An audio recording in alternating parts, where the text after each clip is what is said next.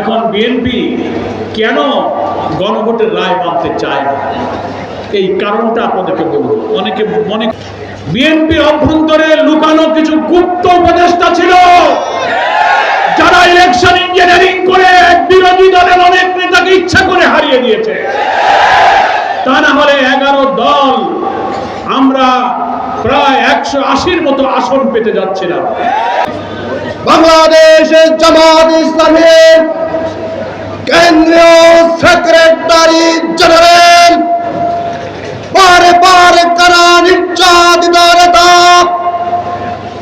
জননেতা সাবেক এমপি অধ্যাপক মিয়া গোলাম পরোয়ার আজকের মঞ্চে সম্মানিত এবং আমাদের শ্রদ্ধাভাজন প্রধান অতিথি, বাংলাদেশের বরেণ্য আলেমে দ্বীন, ইসলামী জনতার সকল আন্দোলন সংগ্রামের কিংবদন্তি, ইসলামী জনতার নয়ন মণি, বাংলাদেশ খেলাফত মজলিসের সম্মানিত আমির আল্লামা মামুনুল হক, মঞ্চ বরিষ্ঠ অন্যতম বিশেষ অতিথি জাতীয় নাগরিক পার্টি এনসিপি কেন্দ্রীয় নেতা আসিফ মাহমুদ সজীব ভুইয়া, আমাদের জাগপার সহসভাপতি, লেবার পার্টির চেয়ারম্যান সহ নিজাম ইসলাম পার্টির আমির, অন্যান্য শরিক দলের সম্মানিত শীর্ষ নেতৃবৃন্দ, সাংবাদিক বন্ধুগণ, ময়মনসিংহ এই ঐতিহ্যবাহী চত্বরে সমবেত আমার প্রিয় ময়মনসিংহবাসী, আমাদের নেতৃবৃন্দের বক্তব্যে এবং 11 দলের যে কর্মসূচিগুলো চলমান আছে, আপনারা নিশ্চয়ই বুঝতে পেরেছেন আমাদের এই মহাসমাবেশ কেন। এই মহাসমাবেশের প্রধান দাবি গণভোটের গণরায়কে কার্যকর করতে হবে।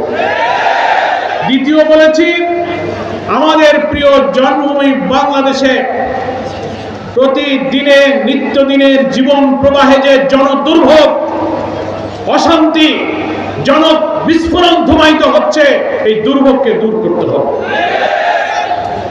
এখন ক্ষমতায় যারা আছেন বিএনপির, ওনারা তো সংখ্যাগরিষ্ঠতার জোরে পার্লামেন্টে একেবারে বিরোধী দলে কারা আছে কি নেই দেখার দরকার নাই।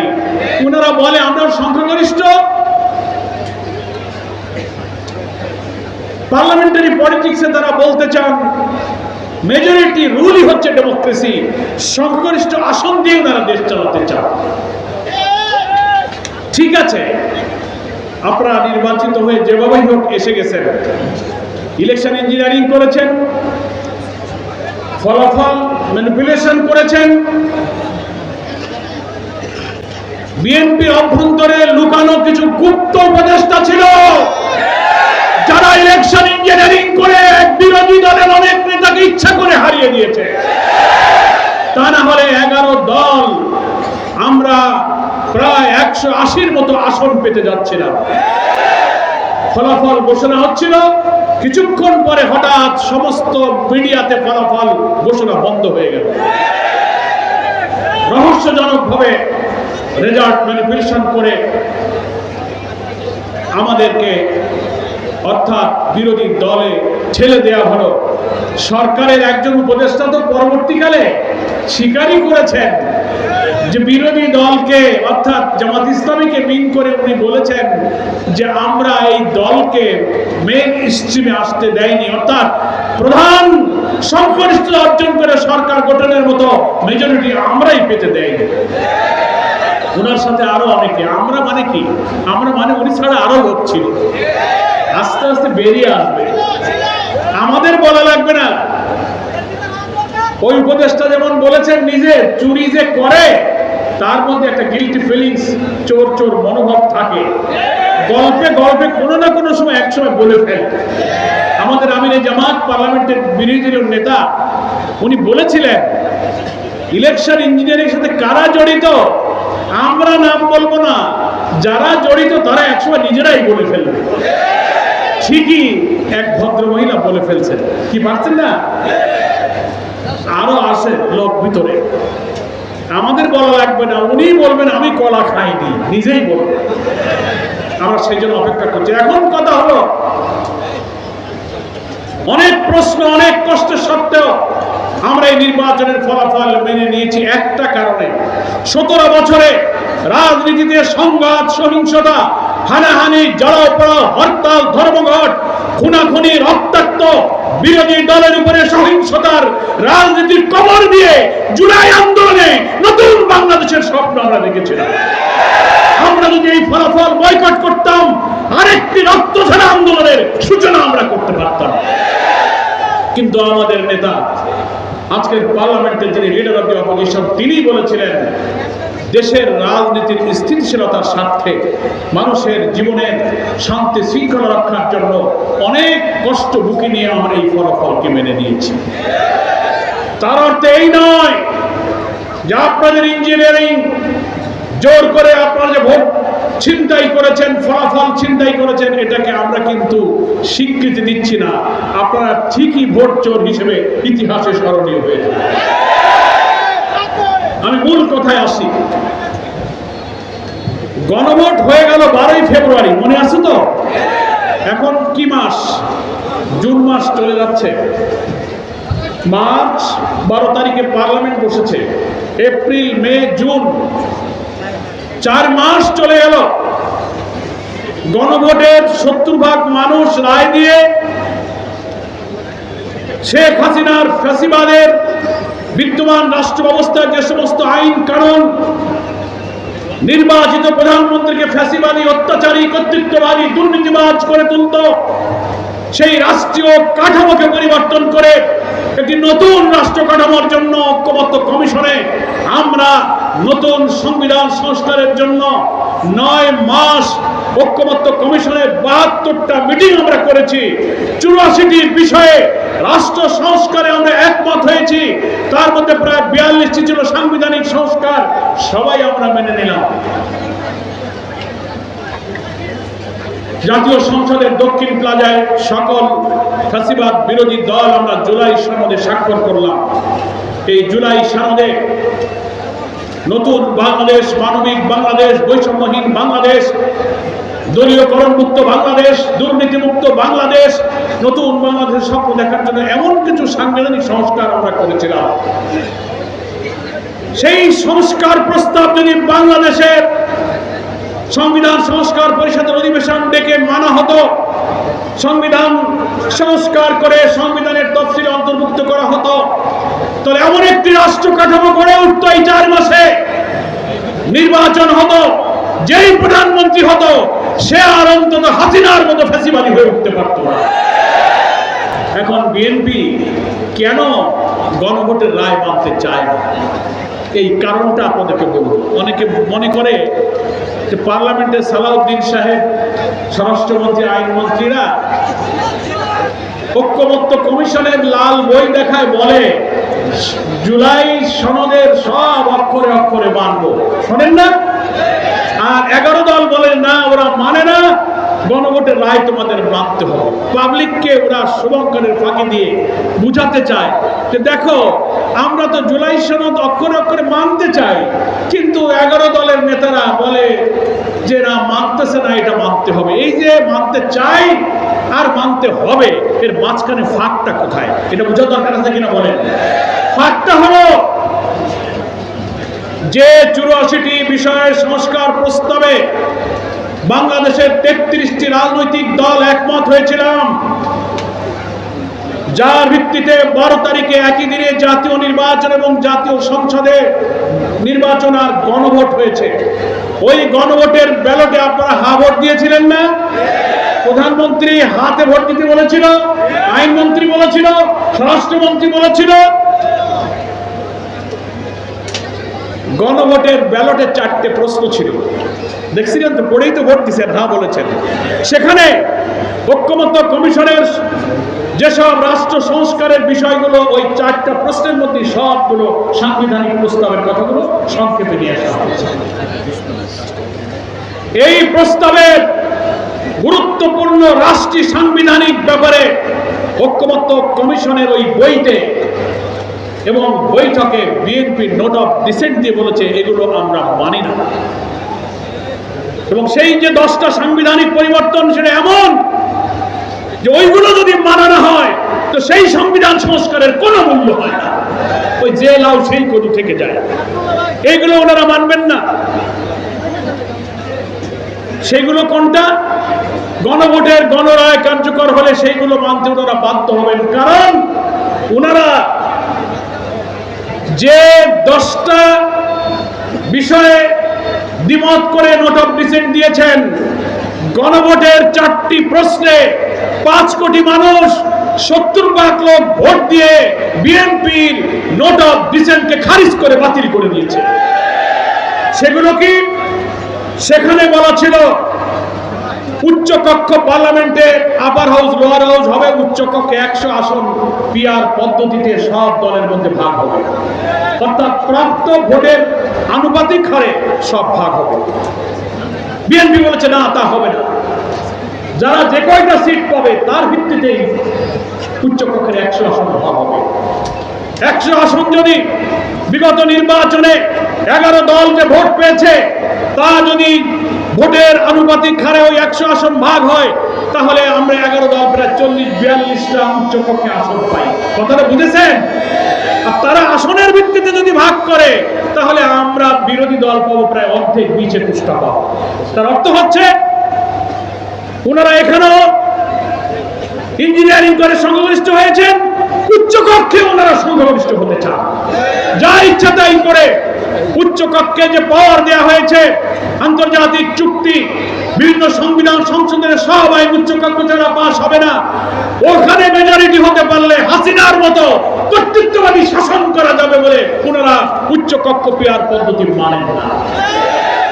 ওনারা আর্টিকেল 70-তে যে সংশোধনী আমরা এনেছিলাম, সেখানেও একটা জায়গায় ওনারা নোট অফ ডিসেন্ট দিয়েছেন। সংক্ষেপে বলি, ওনারা প্রধানমন্ত্রী হলে, যিনি প্রধানমন্ত্রী হবেন তিনি আর কোনো পদে থাকতে পারবেন না। তিনি একদিকে সরকারের প্রধানমন্ত্রী, অন্যদিকে দলেরও প্রধান। ঐক্যমত্য কমিশনের সব দল আমরা বলেছি, এই আইন সবাই মেনেছে। বিএনপি বলেছে না, ওনারা প্রধানমন্ত্রীও থাকবেন, দলেরও প্রধান থাকবেন, যাতে দলের উপরে কর্তৃত্ব চালিয়ে ভিন্ন মতের উপরে হাসিনার মতো দমন পীড়ন করে বিরোধী দলকে দমন করা যায়। এটা ওনারা মানেন না। ওনারা তত্ত্বাবধায়ক সরকার পদ্ধতির ব্যাপারে যে ব্যাপারে আমরা একমাত্র তার একটা পদ্ধতিতে ওনারা নোট অফ ডিসেন্ট দিয়েছেন।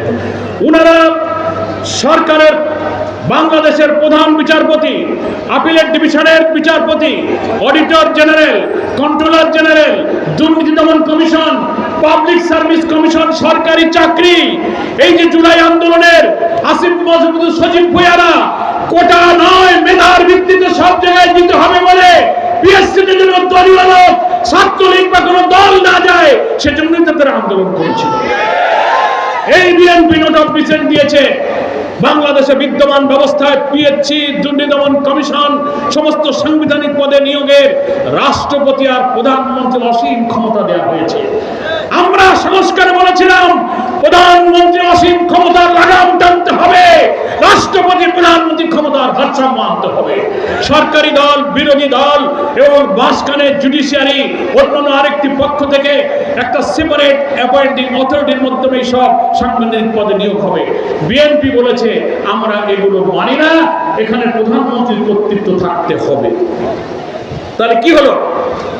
তাহলে আওয়ামী লীগ এই চেয়েছিল দলীয়করণ হবে, সব থেকে আমার লোক যাবে, বিদেশে টাকা পাচার হবে, লুটপাট হবে। জুলাই সনদ বাস্তবায়িত হলে বিএনপির এই লুটপাট করা, দলীয়করণ করার সুযোগ পাবে না বলে তারা এখন আর এই গণভোটের রায় মানতে চায় না। আমার প্রিয় ভাইরা, আমার কথাটা বুঝতে পেরেছেন? এখন একটা কথা বলে আমি বিদায় নেই। ওনারা যে বলেন আমরা মেজরিটি আছি, তাহলে আমাদের কথা চলবে না। আপনারা হয়তো 49-50 ভাগ ভোট পেয়েছেন, সেই ভোটটা দিয়েছে এক এলাকার লোকেরা, এমপি কে ভোট দিয়েছে নাকি বলেন?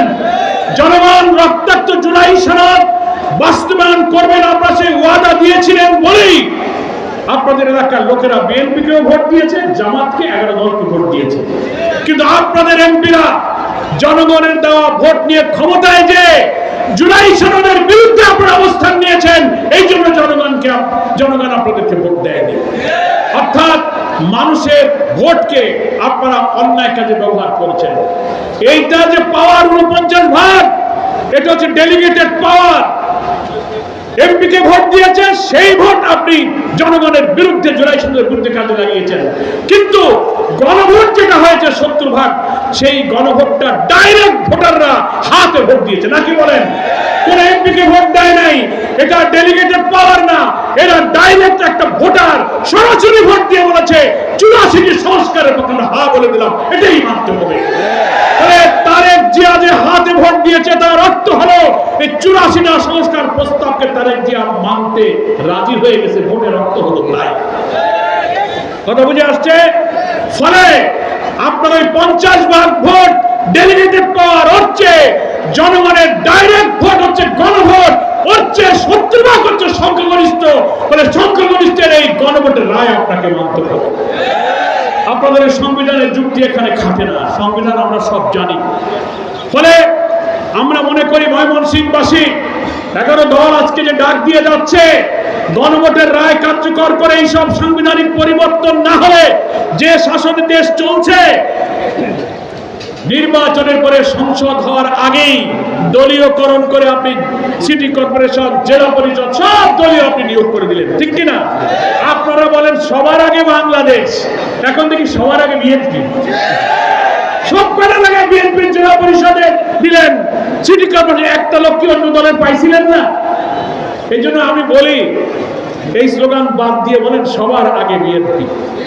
এই যে ময়মনসিংহ এলাকায় বিরোধী দলের যত এমপি আছেন, আমি খবর নিলাম 80 লাখ 85 লাখ করে করে কাবিটা এটা সেটা নিয়ে বরাদ্দ দিচ্ছেন, বিশেষ বরাদ্দ।